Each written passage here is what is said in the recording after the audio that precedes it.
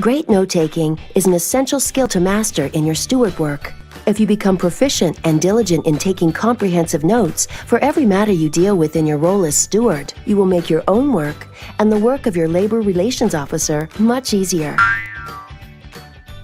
Even if it seems like a lot of work up front, in the long run, it saves plenty of time and can even help win cases. The reason is simple. In labor relations, as in nursing, if it is not documented, it did not happen.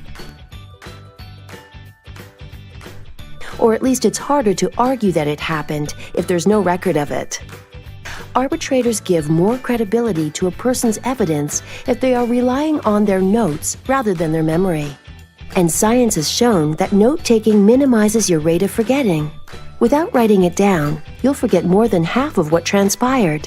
But take thorough notes and you'll retain up to 100%.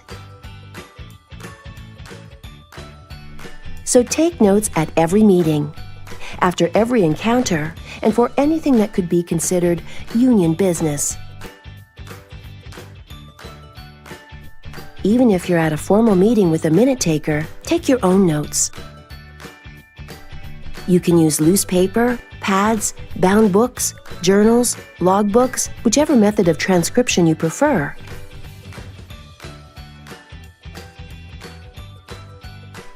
If it feels old-fashioned to handwrite your notes, you can use an electronic device. But you should get in the habit of printing your notes immediately and reviewing, dating, and signing these typewritten notes in your handwriting. Stay organized by keeping your notes in folders or binders for easy retrieval. BCNU recommends you use the Cornell style when taking notes.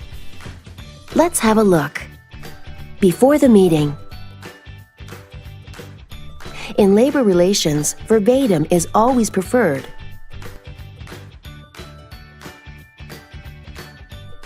In most cases, it might be appropriate to record tone of voice and physical gestures as well. Regardless of how simple the meeting, stewards must treat it as though their documentation will be going to arbitration. Divide each page into 4 sections. At the top of the page, write meeting name, meeting title, date, including year. Some arbitrations can take up to 2 years to be held. During the meeting, write your notes in the large box on the right, ensuring they are as close to verbatim as possible. Ensure you include not just the content of what was said, but also their context. Take a look at these 2 versions documenting the same incident. A. KW. What do you mean? B. KW. What do you mean? Yelling so loud it surprised me, spit coming out of mouth, face turning red, leaned across the table with a clenched fist. The information in example A comes across innocuous and matter-of-fact when read back to someone. Example B, however, paints a clearer picture of what actually happened. Skip a line between ideas and topics for legibility. Use abbreviations and short phrases for concision. It's helpful to develop a shorthand of your own, such as using participants' initials instead of full names. Pro tip: when naming everyone at the top of the page, you can place their initials in parentheses after their name. And if there are identical initials, simply add the second letter to the first name. For example, Becky New, BN, and Brenda Neal, BRN, could attend the same meeting and be differentiated without having to write their names in full. Other examples of shorthand include question mark if someone says something that is unclear, exclamation mark if someone says something you disagree with and you want to challenge it later, double check mark if someone says something that requires verification and you want to double check it, asterisk if you think what's being said is inaccurate or misleading, plus sign if something is important and must be easy to find later. You can also note specific questions you want to ask in the side column. The beauty of using this side column method to identify key points is that you're able to listen for long periods of time without worrying that you'll forget questions you'd like to ask or points you need to address. After the meeting, it's critical to review your notes as soon as possible after the meeting. This is when you'll identify the main ideas and flag key points, dates, and people, making note of them in the left column. Next, write a summary of the main ideas in the bottom section. Here, you can also note agreed-upon action items, yours and others. Pro tip: unless it's done immediately following the meeting, if you add anything to your notes after the fact, be sure to use a different colored pen or distinguish the addition to indicate that it was written after the actual meeting. Add the new date and time to the new notes. Pro tip: when reviewing your notes, you can use a highlighter to identify key points.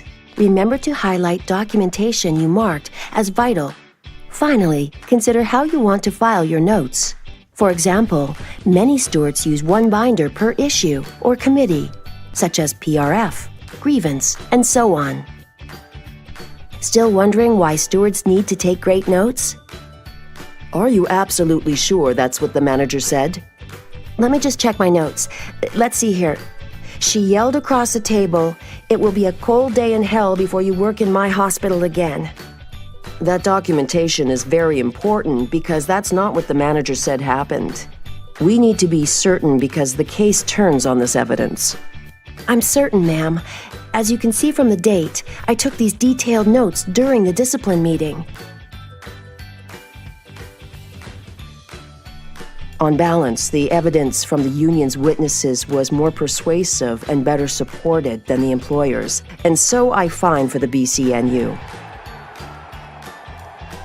By now, it should be clear why taking great notes is so critical to your steward work. In the world of labor relations, a steward's notes are documented proof of incidents, statements, and evidence that may be required to present to a third-party decision-maker.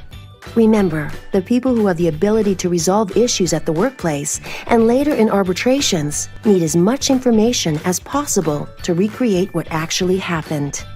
Finally, and always, remember that you are going to forget. You may think you're going to recall what was said, how someone said it, and specifically what happened. But science tells us that we're not able to remember things very well without writing them down. And your notes could mean the difference between a positive or negative outcome for the member. This has been The Art of Labor Relations: How to Take Great Notes.